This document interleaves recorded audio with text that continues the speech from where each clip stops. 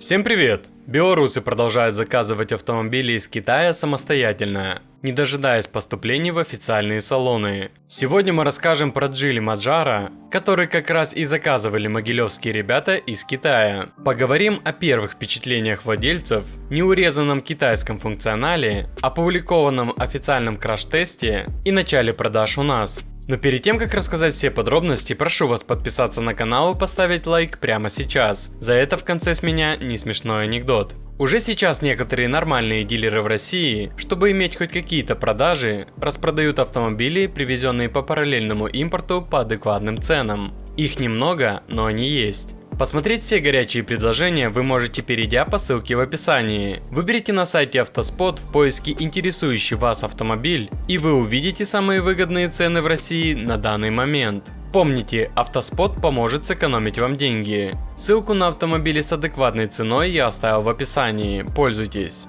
Информация о приблизительных сроках премьеры машины постоянно обновляется. К примеру, в сентябре гендиректор BLG в эфире белорусского ТВ отмечал, что она скоро выйдет на рынки Белоруссии и России. Geely Manjaro сильно разрекламирована среди обладателей Geely. Люди ждут новую и более просторную модель. Наши герои тоже захотели и заказали себе в Китае через посредников. Сейчас это очень развито. На вопрос о стоимости покупки белорусская семья не стала разглашать финансовые нюансы, так как деньги любят тишину. Сам автомобиль ждали 4 месяца, а это большой срок. Привлекло в модели наличие полного привода и 7 мест. Модели Geely, которые собираются в Белоруссии, требуют доработки и доведения до ума. Китайские версии нет. Это была одна из причин заказа напрямую в Китае. Опасения перед процедурой, конечно же, присутствовали. Переживали за сохранность своих денежных средств. Но рады, что все хорошо закончилось. Рассматривали только максимальную комплектацию. Первой в глаза бросилась стильная фальш-решетка радиатора, признаются собеседники. Понравилась обивка салона со вставками и отделкой из алькантары. За нее в Китае пришлось доплатить $1500. А вот будет ли такой интерьер в Manjaro белорусской сборки – большой вопрос. Имелись опасения, что не разберутся с китайским языком, но сейчас даже прошивка не нужна и перевод. Если вдруг что-то не ясно, можно сфотографировать китайский иероглиф, а переводчик считает его с изображения. Все просто, 21 век. Вообще в Беларуси есть люди, которые могут русифицировать ПО, но в данный момент у нас отпала такая необходимость. Порадовала сама начинка автомобиля, ее опциональное наполнение, качество сборки и материалов. Есть контроль слепых зон и полосы движения, предупреждение о препятствии сзади и спереди, чтение дорожных знаков. Хотя Geely Manjaro делит модульную платформу с Тугелой, полноразмерный кроссовер на ходу мягче собрата.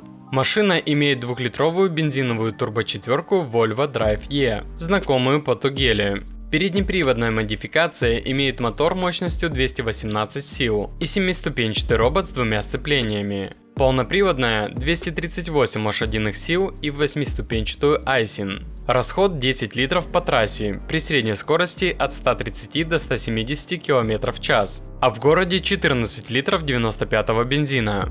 Не знаем, в каком виде будет Geely Manjaro, когда начнутся продажи у дилеров, но китайская версия нашим героям нравится, она сделана качественно.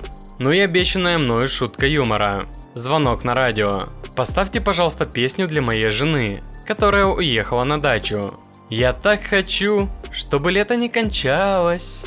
А на этом все. Буду держать вас в курсе всех событий. Очень интересно узнать ваше мнение по этому поводу. А вы заказали бы себе автомобиль из Китая? Давайте пообщаемся и подискутируем. И не забудьте за мою работу поставить свой царский лайк, подписаться на канал и нажать на колокольчик. И самое главное, помните, наш возраст зависит от пережитого и осознанного, а не от количества отпразднованных дней рождения.